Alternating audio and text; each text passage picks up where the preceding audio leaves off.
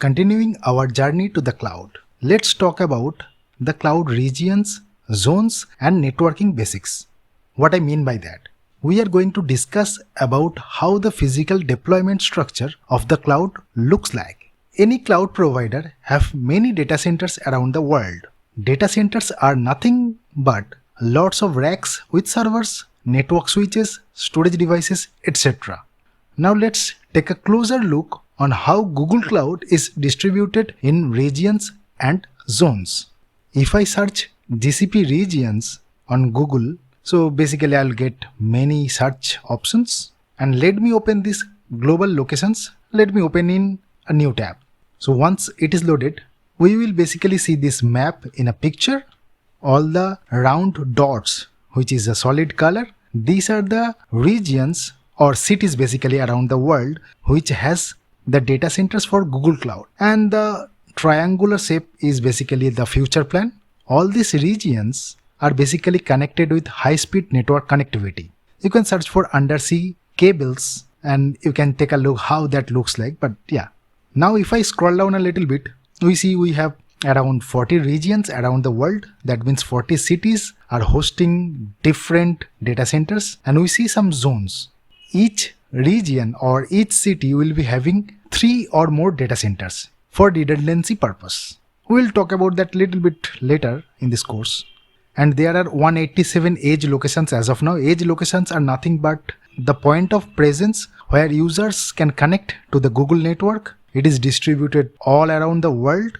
And if we scroll down a little bit, we'll see it is divided into Americas, Europe, Asia Pacific. For example, for me it is Asia Pacific. If I choose Asia Pacific, I'll see different cities are there, or it is called a region. For example, Mumbai, Delhi and Singapore, many other.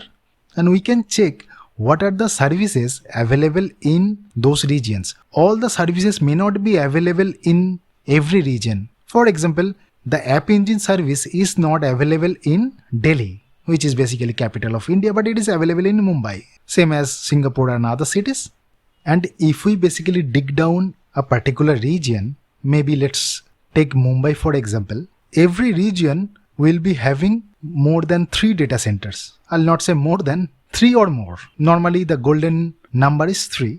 These are 3 different physical locations in that same city, and all these 3 locations, or which we call zone basically, will be having their own power units.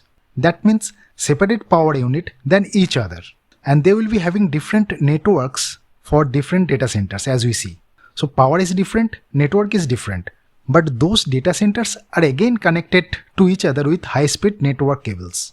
Those network connectivities are managed by Google.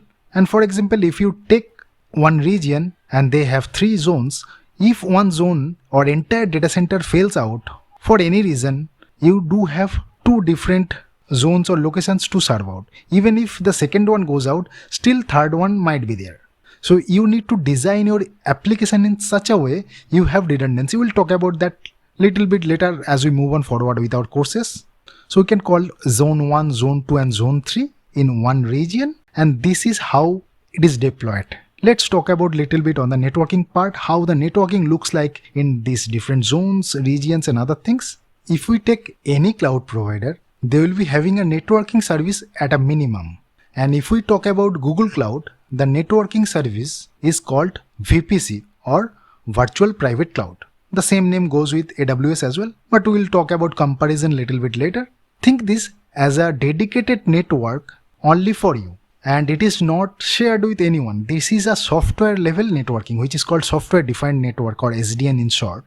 And you can deploy your services in that particular network. Nobody will be able to access you unless and until you allow that. That's a different story. For example, think this your router where you connect your phones, laptops, any member from your home connects to that. So that is your private network. Same goes here. The VPC is dedicated to you. Unlike other cloud providers, the network or VPC is global, or that means your VPC can be spanned across entire world where GCP data centers are there. This is the differentiator between other cloud providers. We can talk about that maybe later. And we can divide our own network that means the VPC which we are going to create, and we can divide that in subnetworks. For example, I can create one subnetwork for Mumbai, one region or city. I can create another subnet maybe in Singapore, and maybe another subnetwork in Paris. But all those subnetworks will be part of a big network which we are calling VPC here. They will be able to talk to each other via the dedicated high-speed network of Google. And why we need to divide our network into subnetworks? Maybe we want to deploy different applications on different subnets, maybe one for your web application, another might be for databases, another might be for normal applications or internal applications, any kind of situation. So we can have different subnets under one global network which is VPC, and those will be privately talking to each other without using the internet. That's enough theory now. Now let's jump into a little demonstration. I'm logged into my GCP console. I'm using the same account which I signed up in the last episode. And if you remember, let's search for VPC here and let's go to VPC networks. And this is the network which I was calling about. This is the default network, basically where we spinned up one virtual machine and we deployed one web server. And if you see, the mode is auto. This is never recommended in a production. We need to create our manual mode. So let's do that. Let's click on Create VPC Networks. Once you click on that, you will get basically one wizard. You need to define your name, any description that is optional, maximum transmission unit, let it be default. And as you see, subnet creation mode is selected as custom. You can go with the automatic which we have seen for the default, but we want custom. Let's not bother about IPv6 for now. And I was talking about having different subnets. Right, a big network having different subnetworks, maybe subnet 1. Description is optional. Here I need to choose my region. Let me take my primary region as Mumbai maybe. And Mumbai is Asia South 1. That's fine.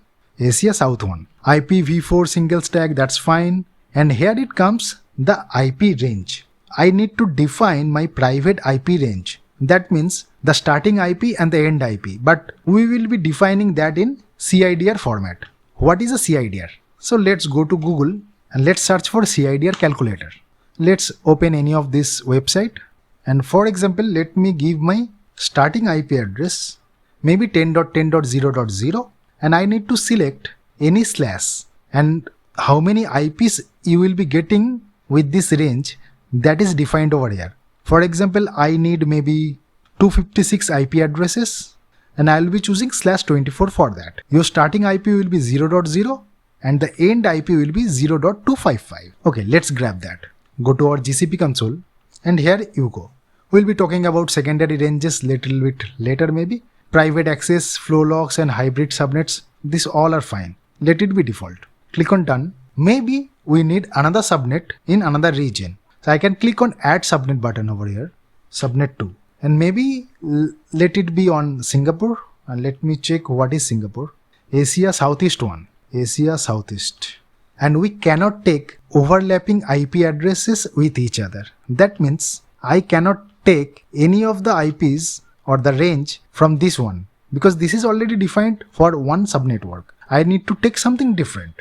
I can take 1.0/24. If we go to our CIDR calculator and let me change that 1.0 and /24 again 256 IP addresses and let me hit on calculate. It starts with 1.0 and ends with 1.255, which is good. There is no overlapping IP. If I copy paste the range just for our discussion, here we go. There is no IP overlapping between them. 0.0 and ends with 0.255. Next one starts with 1.0 and it ends with 1.255. So that is 10.10.1.0/24. Other settings are default, that's fine. Click on done. And we can also add subnets anytime later. That's not a problem. And let me give you one little quick tip. If we open up our command prompt and if we type in ipconfig, so we will basically see one IP address which is IPv4. This is my IP given by my router. This is my private IP, not the public IP. That means whichever devices connects to your router will get one private IP address. And each devices can talk to each other on the same private network. Yet, I'm not talking about the internet now. And if I go to Google And if I type what is my IP, and let's go to the first link, and you will basically see one completely different IP address, 49.37 or something. I just wanted to discuss what is private and public. Private is the IP which you get for your private connection, and the public IP which you talk to the internet. Similarly, under one VPC, all the subnets are private. Whichever virtual machine or computer you deploy, that will be part of a subnet and that will be private. You can attach one public IP similar to this. This public IP is basically shared by my ISP maybe, but in your case, you can get a dedicated IP address on Google Cloud that is a public IP, and you can add that to a virtual machine in order to connect to the internet. We'll talk about those connectivities little bit later. So now we have created two subnets over here, or defined, not created yet. You can define different firewall rules. I'm not going to do that now. Dynamic mode or dynamic routing mode, let's keep it regional, and other things can be default. And let's click on create. It will take little bit time. You can check out your notification. Now we see the notification and successfully it is created. That's good. Now my network is created. Let's do one thing. Let's create one virtual machine. We can search for compute instance over here, or we can go into the hamburger menu.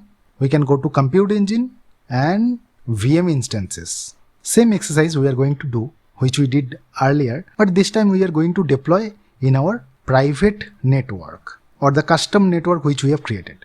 And let's click on create instance. Again, you will get one wizard, change the name, and this time I need to choose my region wisely because only 2 of my regions are having subnets, not all. So for that, what I need to do, maybe Mumbai or Singapore, Asia, and let's take Mumbai, and zone. You can choose any. Google will decide the next available zone or whatever it can pick at that time. And this is the zone I was talking about. Under one city, you have 3 different data centers. So these are 3 different data centers or zones. You can manually define maybe 1B, 1C, whatever you like. Or let me take one manual, that's fine. Then I need to select my machine type. Let me take the small one for the cost purpose. But you can check, there are many options available. Let's directly jump into the advanced options. Click on that. And importantly, I have to click on this networking. Network tags and other things I'm not bothering right away.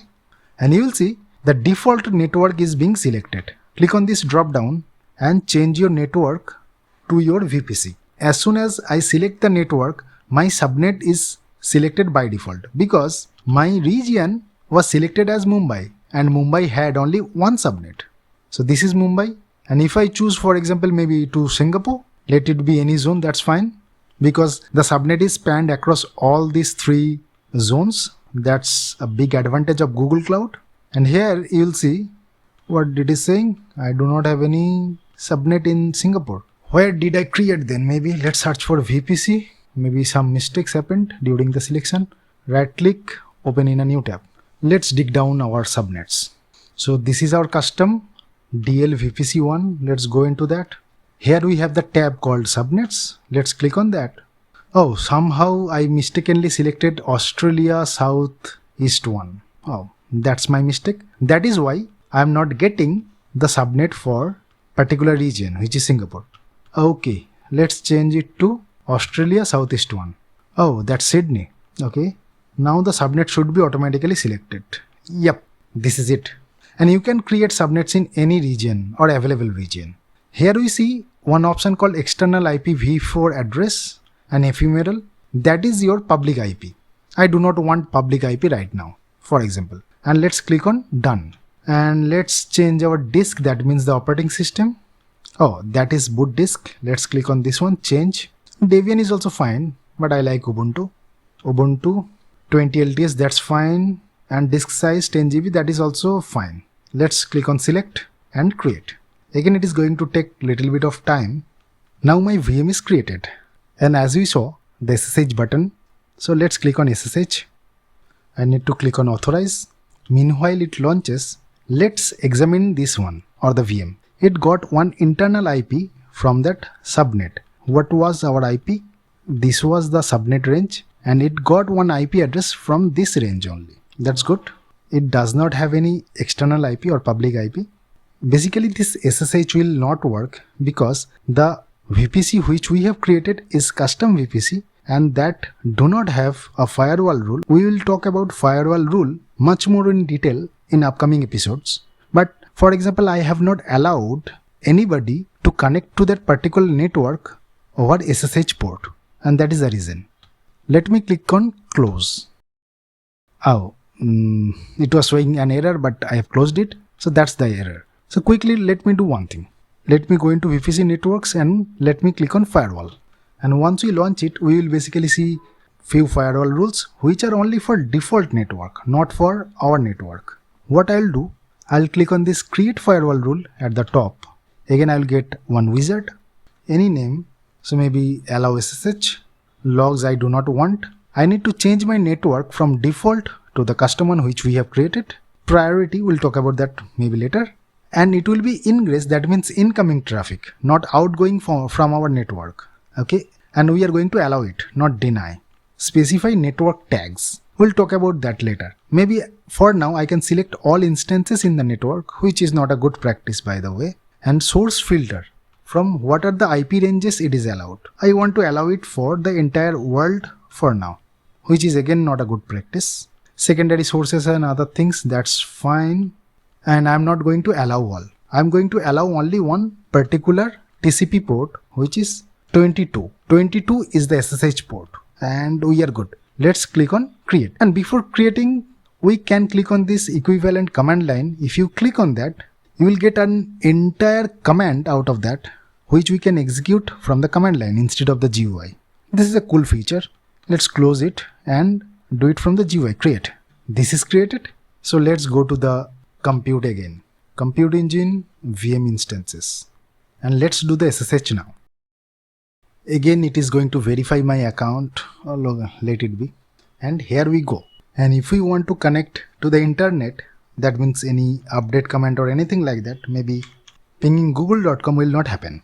Because this is a custom network, I have not provided any public IP to reach out to the internet. And I have not defined any path to the internet via any other route method. And this is where the importance comes. Having a private network, not the default one. Default one has many things already pre-implemented. The custom one we can tune in as per our need. That means the firewall rule was missing. In order to allow the outbound internet, we can follow some other path. Maybe we can talk that in later episodes. So that's it for today. We have learned what is the physical structure looks like, what is a VPC, how the subnet looks like, and those things. Stay tuned and thanks for watching.